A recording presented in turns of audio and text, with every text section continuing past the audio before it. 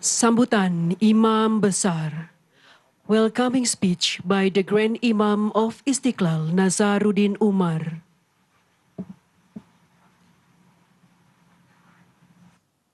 Bismillahirrahmanirrahim.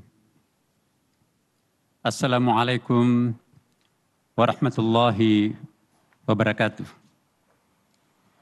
Selamat pagi, salam sejahtera untuk kita semuanya. Salam, Om Swastiastu, Namo Buddhaya, salam kebajikan. Alhamdulillah wa syukurillah wa salatu wassalamu ala rasulillah. Sayyidina wa habibina wa syafi'ina wa maulana Muhammadin sallallahu alaihi wasallam. Yang amat kami muliakan Bapak Paus Fransiskus, pimpinan tertinggi Gereja Katolik sedunia. Yang terhormat Bapak Menteri Agama Republik Indonesia. Yang terhormat Ibu Menteri Keuangan Republik Indonesia.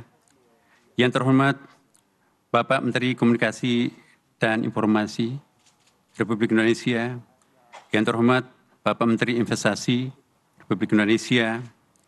Yang terhormat Bapak Yusuf Kalla, Wakil Presiden Republik Indonesia 2004, 2009, dan 2014, 2019.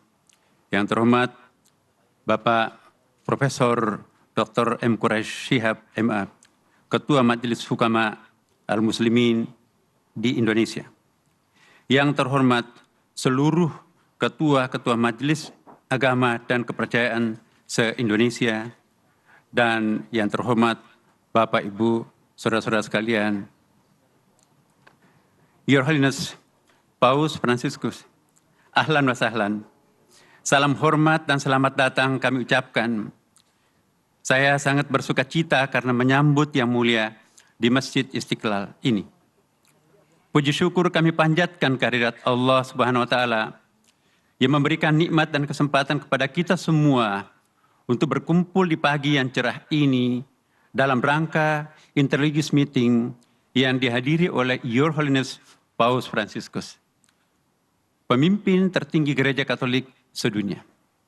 Sebagai umat manusia dan umat beragama, kita semua pasti mendambakan kehidupan damai, tentram dan harmoni di tengah keberagaman masyarakat dunia dan dengan lingkungan alam yang seimbang. Akan tetapi, pada kenyataannya, saudara-saudara kita di berbagai belahan dunia ini masih banyak menderita karena konflik. Kita juga saat ini sedang menghadapi krisis lingkungan, perubahan iklim, pemanasan global, dan masalah lingkungan lainnya yang mengancam kehidupan kita. Oleh karena itu, pertemuan dan dialog para tokoh agama seperti yang dilaksanakan hari ini sangatlah penting dan dibutuhkan dalam menyelesaikan persoalan-persoalan kemanusiaan dan ancaman-ancaman kerusakan lingkungan. Masjid Istiqlal didirikan sejak tahun 1961 oleh Presiden Soekarno dan diresmikan pada tahun 1978 oleh Presiden Soeharto. Setelah memenangkan sayembara arsitek Mr. Silaban, seorang warga negara Indonesia, saudara kita dari umat Kristiani, membangun masjid ini dengan visi besar dan telah banyak melakukan terobosan untuk menciptakan harmoni kehidupan bangsa Indonesia dan juga dunia. Masjid Istiqlal yang telah direnovasi oleh Presiden Joko Widodo bukan hanya rumah ibadah umat Islam, tetapi juga rumah besar untuk kemanusiaan. Kita berprinsip bahwa humanity is only one. Sehingga peran pemberdayaan umat difokuskan pada basis kemanusiaan dan harmoni kehidupan. Semenjak saya bertugas sebagai imam besar Masjid Istiqlal, saya telah menegaskan bahwa Masjid Istiqlal bukan hanya rumah ibadah bagi kita umat Islam, tetapi juga sekaligus rumah besar bagi kemanusiaan.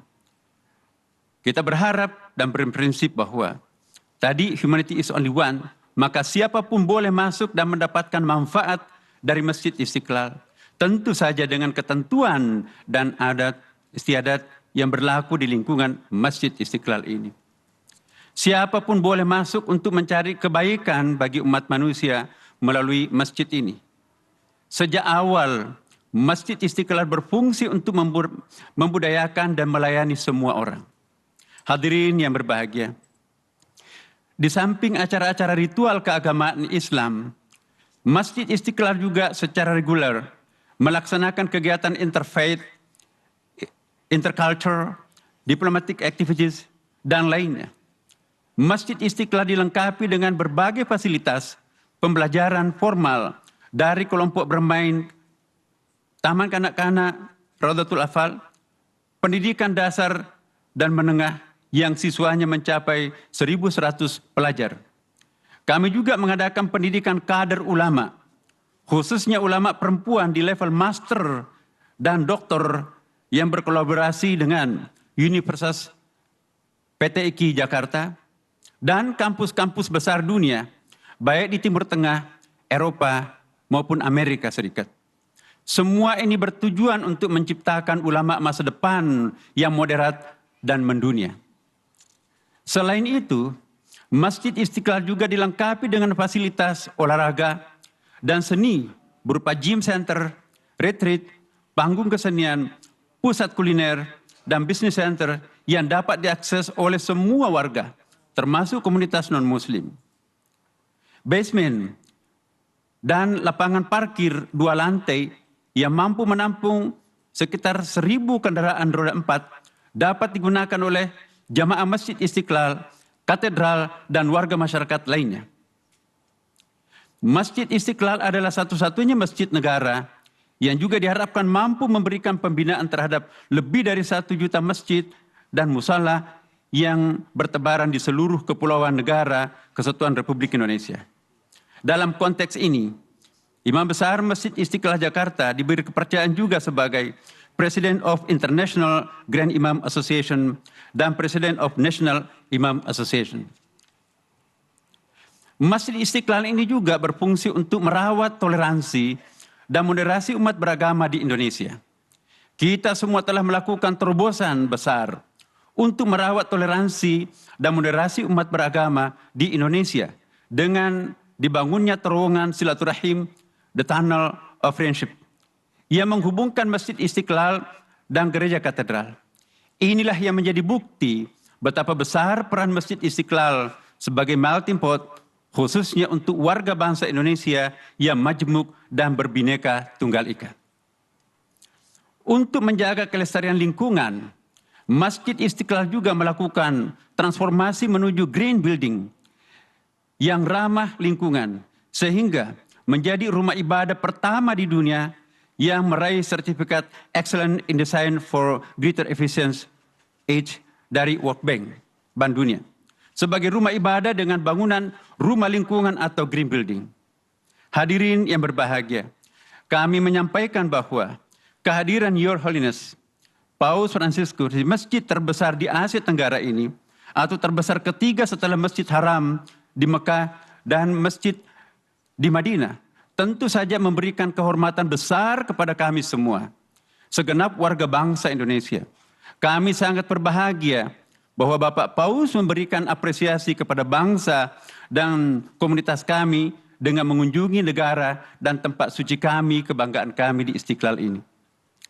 Insya Allah, pesan dan cita-cita yang disampaikan oleh Your Holiness Paus Fransiskus tentu akan menambah semangat kita semua untuk menyuarakan harmoni di antara kita semua. Semoga Tuhan yang Maha Kuasa memberkahi kita semuanya. Terima kasih. Wassalamualaikum warahmatullahi wabarakatuh.